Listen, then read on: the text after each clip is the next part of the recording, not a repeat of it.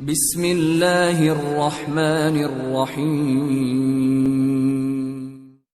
راجہ جے پال سے ہونے والی طویل جنگ میں محمود نے غیر معمولی ذہانت اور شجاعت کا مظاہرہ کیا تھا۔ اس وقت ولی عہد غزنی کی عمر 16 یا 17 سال تھی۔ اس کم سنی کے زمانے میں بڑے بڑے سرماؤں کو شکست فاش دینا جنگ و جدل کی تاریخ میں ایک یادگار کارنامہ تھا۔ اس عظیم الشان فتح کا جشن منانے کے لیے امیر سبکتگین نے سرکاری طور پر ایک خاص تقریب منعقد کی تھی، جو تقریباً 15 دن تک جاری رہی۔ غزنی کے تمام امراء نے ولی عہد سلطنت کی خدمت میں قیمتی زرعیں پیش کی۔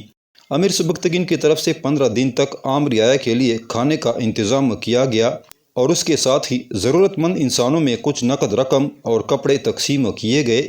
محمود انتہائی سرشاری کے عالم میں اپنے آدمیوں کی واپسی کا انتظار کر رہا تھا کہ وہ لوگ راجہ جے پال کے دیے ہوئے قیمتی تحائف لے کر غزنی پہنچیں گے اور اس طرح تمام دنیا کے سامنے برہمن حکمران کی شکست پر مہر تصدیق ثبت ہو جائے گی۔ ابھی یہ انتظار جاری تھا کہ امیر سبکتگین کا ایک سپاہی راستے کے گرد و غبار میں اٹا ہوا سر دربار پہنچا اور اس نے راجہ جے پال کی عہد شکنی کی خبر دی۔ یہ اطلاع پا کر دربار غزنی میں ہلچل سی مچ گئی اور امیر سبکتگین کا چہرہ نفرت و غضب کی آگ سے جلنے لگا۔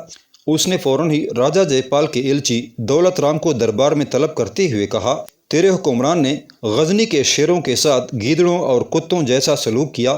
سبکتگین کے لہجے سے آگ برس رہی تھی۔ ہمارے نزدیک تیرے اس گناہ کی تلافی ممکن نہیں۔ اگر راجہ جے پال اپنے ہاتھوں سے اپنا منہ کالا کر کے غزنی کی ایک ایک گلی سے گزرے تب بھی اس کا یہ جرم معاف نہیں کیا جا سکتا۔ تیرے بدعہد اور بزدل آقا نے ہمارے جانباز سپاہیوں کی رہائی کی یہ شرط رکھی ہے کہ پہلے ہم تجھے آزاد کر دیں۔ دولت رام نے سبکتگین کی غضبناک حالت دیکھ کر دونوں ہاتھ جوڑ دیے۔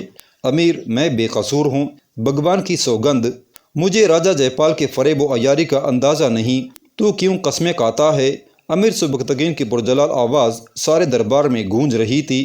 ہم نے اپنے جانبازوں کی جانوں کے صدقے میں تجھے زندگی بخش دی۔ یہاں سے فوراً چلا جا کہ تو ہماری امان میں ہے۔ تجھے کوئی کچھ نہیں کہے گا، اور غور سے سن لے کہ جب تو ذلیلوں کے ذلیل اور حقیروں کے حقیر جے پال کے پاس پہنچے تو اس سے کہہ دینا کہ ہم اپنے پورے قہر و جلال کے ساتھ اس کی طرف بڑھ رہے ہیں۔ اگر ہمارے جانبازوں میں طاقت ہے تو اپنے ساتھیوں کو اس کی قید سے رہا کرا لیں گے، اور اس سے یہ بھی کہہ دینا کہ اس نے بدعہدی کے ساتھ بزدلی کی بھی بدترین تاریخ رقم کی ہے۔ بلگرام سنگھ کی معصوم بچی اور بے سہارا بیوی کا قتل ہماری نظر میں بڑا سنگین جرم ہے۔ ابھی دربار میں امیر سبکتگین کے الفاظ کی گونج باقی تھی کہ بلگرام سنگھ اپنی نشست پر کھڑا ہو گیا اور انتہائی باوقار لہجے میں بولا، امیر محترم، یہ میرا ذاتی فرض ہے، اپنے اس بوجھ کو میں خود اتار لوں گا۔ نہیں بلگرام سنگھ، امیر سبکتگین نے بلند آواز میں کہا، تم ہمارے بھائی ہو، اس لیے تمہارا غم ہمارا ہی غم ہے۔ صرف تم ہی نہیں، عنقریب ساری دنیا اپنی آنکھوں سے دیکھے گی کہ ہم تمہارے غم میں کس طرح شرکت کرتے ہیں۔ اس کے بعد امیر سبکتگین نے ایلچی دولت رام کو اپنے چند سپاہیوں کی نگرانی میں ملتان روانہ کیا اور خود ایک لشکر جرار لے کر ہندوستان کی طرف بڑھا۔ اس زمانے میں ہندو راجاؤں کے دربار کا یہ دستور تھا کہ ملک کے دانشمند برہمن راجہ کی دائیں طرف اور راجپوت سپہ سالار بائیں جانب بیٹھتے تھے۔ جب کوئی معاملہ درپیش ہوتا تو یہ معزز درباری اپنے حکمران کو مشورہ دیا کرتے تھے۔ اس قانون کے مطابق امیر سبکتگین کے ساتھ بدعہدی کے مسئلے پر غور و فکر کا موقع آیا تو تمام درباری اس نتیجے پر پہنچے کہ راجہ جے پال کا یہ فعل انتہائی نامناسب ہے۔ دائیں اور بائیں دونوں طرف سے ایک ہی آواز بلند ہوئی، ایسے طاقتور دشمن سے وعدہ خلافی کرنا احتیاط اور عاقبت اندیشی کے خلاف ہے۔ کہیں ایسا نہ ہو کہ یہ بدعہدی ہمارے لیے تباہی و بربادی کا پیغام لے کر آئے اور ہم پر وہ آفات و مصائب نازل ہوں کہ جس میں ہمارا نشان تک باقی نہ رہے۔ اس لیے احتیاط اور مصلحت کا یہی تقاضا ہے کہ ہم اس ترک سے جس کا خوف خاص و عام سبھی کے دلوں میں بیٹھا ہوا ہے، بدعہدی کر کے جنگ نہ کریں اور رعایا کے امن و امان کا خیال رکھتے ہوئے کسی حجت کے بغیر وہ رقم ادا کریں جس کی بنیاد پر صلح ہوئی ہے۔ مشیروں کی رائے زنی کے دوران راجہ جے پال خاموش بیٹھا رہا، مگر اس کے چہرے پر مختلف رنگ ابھر کر ڈوبتے رہے۔ پھر جب تمام مشیر خاموش ہو گئے تو راجہ جے پال انتہائی تلخ لہجے میں اپنے اراکین سلطنت سے مخاطب ہوا، تم سب کے دماغ کھوکھلے ہو چکے ہیں۔ برہمن حکمران کا طرز گفتگو نہایت تحقیر آمیز تھا۔ تم میں سے کوئی بھی راجنیتی نہیں جانتا۔ میں نے جو کچھ کیا ٹھیک کیا، مجھے دشمن سے مہلت حاصل کرنا تھی سو حاصل کر لی۔ سبکتگین اچھا شاطر نہیں تھا، اس لیے میری چالوں کو نہیں سمجھ سکا اور مات کھا گیا۔ تمام مشیر راجہ جے پال کی کم عقلی اور تنگ نظری کا ماتم کرتے ہوئے دربار سے اٹھ کر چلے گئے، اور برہمن حکمران نے اپنے تیز رفتار قاصدوں کو انتہائی جذباتی انداز میں تحریر کردہ خطوط دے کر تمام ہندو راجاؤں کے پاس بھیجا۔ ان خطوط میں صاف صاف لکھا تھا، میں راجہ جے پال تمہیں باخبر کرتا ہوں کہ ہندو مذہب کا بدترین دشمن امیر سبکتگین دوبارہ ہندوستان کی طرف بڑھ رہا ہے۔ اگر اس وقت تم نے مجھے تنہا چھوڑ دیا تو یاد رکھو کہ ایک دن تمہارے محلوں میں دھول اڑے گی اور تمہاری چتاؤں کو آگ لگانے والا بھی کوئی موجود نہیں ہوگا۔ اس لیے میری مدد کو آؤ اور اپنے دیوتاؤں کی ناموس کو بچاؤ۔ جے پال کے اس جذباتی خط کا ہندو راجاؤں پر خاطر خواہ اثر ہوا اور تمام حکمران اس کی مدد پر آمادہ ہو گئے۔ خصوصاً دہلی، کالنجر، قنوج اور اجمیر کے فرمان رواؤں نے بے شمار وسائل کے ساتھ لاتعداد سپاہی جے پال کی مدد کے لیے روانہ کر دیے۔ پھر جب برہمن حکمران سبکتگین کے مقابلے کے لیے لاہور سے نکلا تو اس کے پاس 1,00,000 سوار اور انگنت پیدل سپاہی موجود تھے۔ انسانی سروں کا سمندر دیکھ کر راجہ جے پال کے مشیر جو اسے احمق قرار دے رہے تھے بے اختیار چیخ اٹھے، اب سبکتگین کو دنیا کی کوئی طاقت شکست سے نہیں بچا سکتی۔ یہ جنگ پہلی جنگ سے مختلف تھی۔ اس وقت راجہ جے پال نے تنہا اپنی فوجی طاقت کی بنیاد پر امیر سبکتگین کا مقابلہ کیا تھا، مگر اس بار اسے تقریباً سارے ہندوستان کی عسکری پشت پناہی اور قوت حاصل تھی۔ تمام ہندو راجاؤں نے اپنے اپنے وسائل کے مطابق راجہ جے پال کے ساتھ عملی تعاون کیا تھا۔ نتیجتاً برہمن حکمران کے پرچم تلے کئی لاکھ سوار اور پیدل سپاہی جمع ہو گئے تھے، اور فوجیوں کی اسی کثرت کو دیکھ کر کہنے والوں نے کہا تھا کہ راجہ جے پال اور امیر سبکتگین کے درمیان طاقت کا کوئی توازن موجود نہیں۔ اس لیے اہل ہند کو غزنی کے فرمان رواں کی شکست یقینی نظر آ رہی تھی۔ اگرچہ اس وقت ہندوستان مختلف چھوٹی چھوٹی ریاستوں میں تقسیم ہو چکا تھا، لیکن ہندو مذہب کے بچاؤ کے نعرے نے تمام راجاؤں کو راجہ جے پال کی مدد پر مجبور کر دیا تھا۔ ان کے دلوں میں اب بھی نفاق و تعصب کے شعلے بھڑک رہے تھے، مگر مذہب کے حوالے نے انہیں وقتی طور پر آپس کے اختلافات بھول جانے کی راہ دکھائی تھی۔ بظاہر وہ ہندو دھرم کو بچانے کی فکر میں تھے، لیکن درپردہ وہ اپنے اپنے اقتدار کی حفاظت کر رہے تھے۔ سیاسی صورتحال کا یہ پہلو صاف نمایاں تھا کہ اگر راجہ جے پال جیسا طاقتور حکمران امیر سبکتگین سے شکست کھا جاتا تو پھر چھوٹی ریاستوں کے مستقبل کی بھی ضمانت نہیں دی جا سکتی تھی۔ ایک بار مسلمانوں کے قدیم ہندوستان کی سرزمین پر قدم جم جاتے تو پھر ان کی فتوحات کا سلسلہ بھی دراز ہوتا چلا جاتا۔ یہی سوچ کر کالنجر، دہلی، قنوج اور اجمیر کے راجاؤں نے اپنے اپنے خطوط میں راجہ جے پال کو مخاطب کرتے ہوئے لکھا تھا، ہندوستان کی تاریخ گواہ ہے کہ برہمنوں اور راجپوتوں کے درمیان ہمیشہ سے اٹوٹ رشتے قائم رہے ہیں۔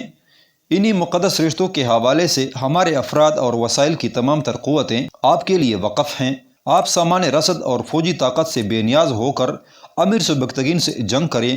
ہمارے پاس اتنی خوراک ہے کہ اگر یہ جنگ 10 سال تک بھی جاری رہے تو غذائی اجناس کے ذخائر میں ذرا بھی کمی واقع نہیں ہوگی، اور اپنے دھرم پر قربان ہونے کے لیے ہمارے پاس اتنے سر ہیں کہ دشمنوں کے دست و بازو شل ہو جائیں گے اور تلواریں کند ہو کر ٹوٹ جائیں گی، مگر ان کے سروں کی یہ فصل نہیں کاٹی جا سکے گی۔ اس قسم کے خطوط نے راجہ جے پال کے دل و دماغ پر ایک نشہ سا طاری کر دیا تھا، اور طاقت کا نشہ ہوتا ہی اتنا خوفناک ہے کہ انسان کو اپنی نفسانی خواہشات کے سوا کچھ نظر نہیں آتا۔ اسی نشے کے زیر اثر راجہ جے پال کی آنکھیں بھی بس ایک ہی منظر دیکھ رہی تھی کہ اس نے امیر سبکتگین کو خاک خون میں ملا دیا ہے اور تاج غزنی اس کے ٹوکروں سے ریزہ ریزہ ہو رہا ہے۔ خیالی نصرت فتح کا یہ خواب ابھی جاری تھا کہ اسی دوران ایلچی دولت رام اپنے حکمران سے جا ملا۔ راجہ جے پال دولت رام کو دیکھ کر حیران رہ گیا۔ تو یہاں کیسے آیا؟ کیا تو نے اپنی ذہانت سے سبکتگین کی آہنی سلاخوں کو پگھلا دیا اور اس کی سنگی دیواریں مسمار کر دیں؟ نہیں سمراٹ، دولت رام کا لہجہ بجھا بجھا سا تھا۔ سبکتگین نے مجھے ذلیل کر کے اپنے وطن سے باہر نکال دیا۔ اس کے ساتھ ہی دولت رام نے انتہائی رنگ آمیزی کے ساتھ پورے واقعے کی تفصیل سنا ڈالی اور اپنی طرف سے اس بدترین جھوٹ کا اضافہ کرتے ہوئے کہا، سمراٹ، سبکتگین نے آپ کی ذات گرامی کے ساتھ آپ کے دیوتاؤں کی مقدس ہستیوں کو بھی وشنام ترازی کا ہدف بنایا ہے۔ اس نے مجھ سے کہا ہے کہ وہ ہمارے مندروں کو ویران کنڈروں میں بدل دے گا، سبزہ زاروں اور کھیتوں کو جلا ڈالے گا اور ہمارے متبرک دریاؤں کو انسانی خون سے سرخ کر دے گا۔ دولت رام نے اپنی چرب زبانی سے راجہ جے پال کو اس قدر مشتعل کر دیا تھا کہ وہ تخت سے اٹھ کر کھڑا ہو گیا اور پاگلوں کے سے انداز میں ہندو راجاؤں کے سفیروں کو مخاطب کر کے بولا، تم نے اپنے کانوں سے سن لیا کہ دولت رام کیا کہہ رہا ہے۔ شدت غضب کے باعث راجہ جے پال کے منہ سے جاگ اڑ رہے تھے۔ مہاراج پہلے ہی دشمن کے عزائم کا ذکر کر چکے ہیں۔ ہندو راجاؤں کے سفیروں نے بیک زبان کہا، نہیں، وہ سبکتگین کے ارادوں کی ایک دھندلی سی تصویر تھی۔ راجہ جے پال کے ہونٹوں سے آگ برس رہی تھی۔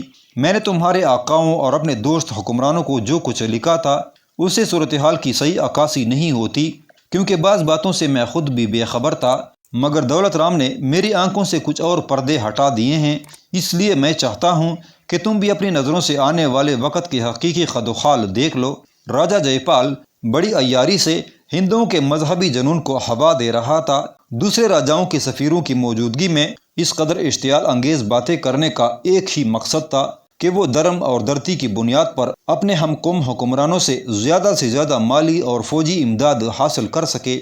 دراصل راجہ جے پال کا منصوبہ یہ تھا کہ وہ والی غزنی امیر سبکتگین کی مفروضہ ہندو دشمنی کی آڑ میں اپنی شرمناک شکست اور بدترین عہد شکنی پر سیاست کا گہرا پردہ ڈال سکے۔ وہ ایک زرپرست حکمران تھا۔ دولت کی اندھی محبت کے سبب راجہ جے پال ہر سال امیر سبکتگین کو خراج کی ایک کثیر رقم ادا نہیں کر سکتا تھا۔ نتیجتاً اس نے بدعہدی کا راستہ اختیار کیا۔ پھر جب اسے یہ خطرہ محسوس ہوا کہ امیر سبکتگین دوبارہ بھی خروج کر سکتا ہے تو اس نے ہندو مذہب بچاؤ کا پرشور نعرہ لگا کر ایک جذباتی ناٹک رچایا اور دیوی دیوتاؤں کے ناموس کا واسطہ دے کر ہندو راجاؤں سے نہ صرف افرادی قوت حاصل کر لی بلکہ دولت کا ایک بہت بڑا ذخیرہ جمع کر لیا۔ اب وہ مطمئن انداز میں لاہور کی حدود سے نکلا۔ راجہ جے پال کو یقین تھا کہ اب کی بار وہ آسانی کے ساتھ سبکتگین پر غلبہ حاصل کر لے گا اور پھر امیر غزنی کو شکست دے کر ہندوستان کے دوسرے راجاؤں کی طرف متوجہ ہوگا اور ان کے وسائل انہی کے خلاف استعمال کرتے ہوئے اپنے حریف ہندو حکمرانوں کو بھی اقتدار سے محروم کر دے گا۔ غرض اپنے سینے میں نفرت، انتقام، فریب اور نفاق کا ایک طوفان چھپائے راجہ جے پال محاذ جنگ کی طرف بڑھا۔ اس بار بھی ارمغانہ شیرازی اپنے شوہر راجہ جے پال کے ہمراہ تھی۔ اسد شیرازی بھی کسی غلام کی طرح برہمن حکمران کے ساتھ سفر کر رہا تھا۔ درباری پنڈت رگھوناتھ کی موت کے بعد اسد شیرازی کی اہمیت کچھ اور بڑھ گئی تھی کہ اب وہی راجہ جے پال کی نظروں میں ہندوستان کا سب سے بڑا ماہر نجومی تھا۔ برہمن حکمران کا لشکر کسی مقام پر خیمہ زن ہوا تو رات کی تنہائی میں جے پال نے اسد شیرازی کو اپنے خلوت میں طلب کر لیا۔ پنڈت رگھوناتھ بھی یہ کہتے کہتے دنیا سے رخصت ہو گئے کہ مجھے امیر سبکتگین کے مقابلے میں عظیم فتح حاصل ہوگی، مگر ان کی مکمل پیش گوئی تو کجا، اس کا ایک حرف بھی درست ثابت نہیں ہو سکا۔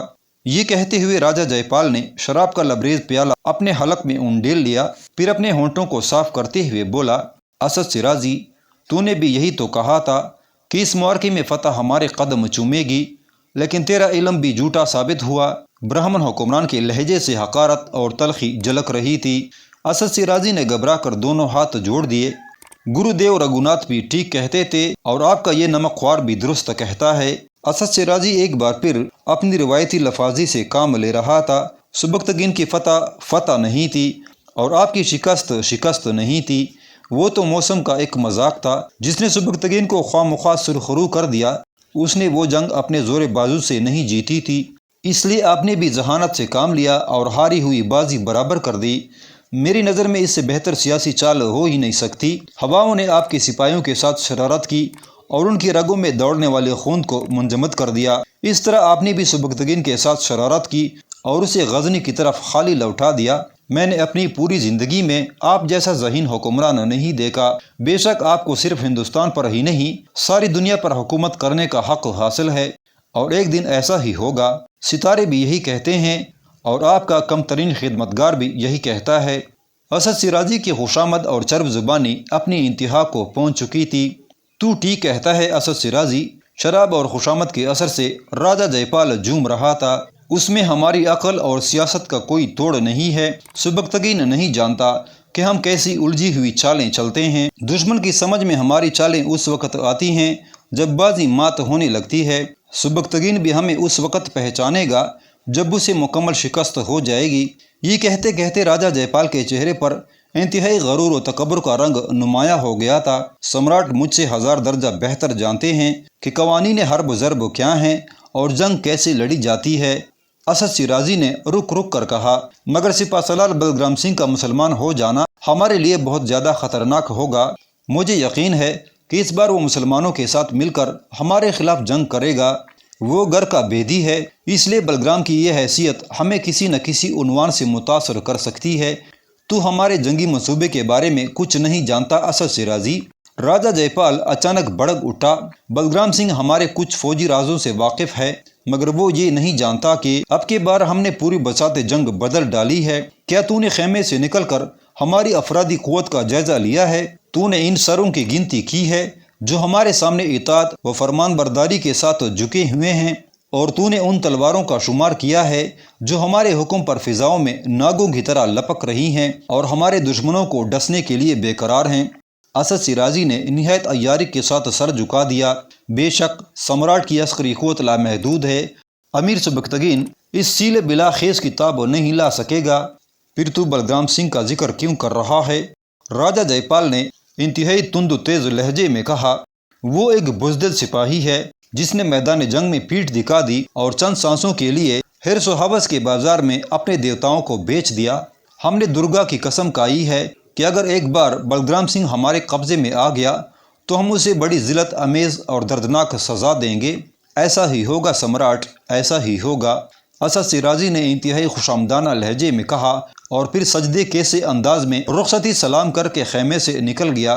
اسد شیرازی کے جاتے ہی ارمغانہ نے بڑے ناز و غرور کے ساتھ راجہ جے پال سے کہا، سمراٹ، بلگرام سنگھ میرا مجرم ہے، اس لیے اس کی سزا بھی میں ہی تجویز کروں گی۔ یہ کہتے کہتے ارمغانہ کے چڑھی ہوئی کمان جیسے ابرو مزید کھینچ گئے تھے، صاف و شفاف پیشانی پر کئی شکنیں نمودار ہو گئی تھیں اور شفق رنگ چہرہ بھڑکتی ہوئی آگ کی طرح سرخ ہو گیا تھا۔ تم خوب جانتی ہو سمترا کہ بلگرام سنگھ نے بیک وقت 3 ناقابل موافق گناہ کیے ہیں۔ راجہ جے پال نے ارمغانہ کو اس کے نئے نام سے مخاطب کرتے ہوئے کہا، پہلے وہ ہمارا گنہگار ہے کہ اس نے ہمارے اعتبار کا خون کیا ہے، پھر اس نے دھرتی ماں سے غداری کی ہے، اور آخر میں سب سے بڑھ کر اس نے دیوتاؤں کے تقدس کو نیلام کیا ہے۔ راجہ جے پال نے شرربار لہجے میں بلگرام سنگھ کے گناہوں کی فہرست پیش کرتے ہوئے کہا، میں جانتی ہوں سمراٹ کہ بلگرام سنگھ کا سیاہ اعمال نامہ بہت طویل ہے، مگر آپ اس کے اس گناہ کو بھی شمار کیوں نہیں کرتے کہ وہ میرے لیے اپنے دل میں ہوس کا غبار رکھتا تھا، اس عورت کے لیے جو مہاراج جے پال کی عزت و ناموس ہے۔ ہم جانتے ہیں سمترا، ہم جانتے ہیں۔ جے پال بے قرار ہو گیا اور ارمغانہ کی بکھری ہوئی زلفوں میں منہ چھپاتے ہوئے کہنے لگا، بے شک اس کا یہ گناہ تمام گناہوں پر حاوی ہے، تو پھر سمراٹ مجھے بلگرام سنگھ کی زندگی پر اختیار کیوں نہیں دیتے؟ ارمغانہ نے عجیب سی طفلانہ ضد کرتے ہوئے کہا، اگرچہ بلگرام سنگھ راجہ جے پال کی دسترس سے بہت دور تھا، مگر وہ مغرور عورت اس جانباز انسان کی زندگی پر اختیار حاصل کرنے کے لیے بچوں کی طرح مچل رہی تھی۔ راجہ جے پال کی رگ رگ میں شراب سرایت کر چکی تھی، وہ بے خود ہو کر ارمغانہ کی آغوش میں گر پڑا۔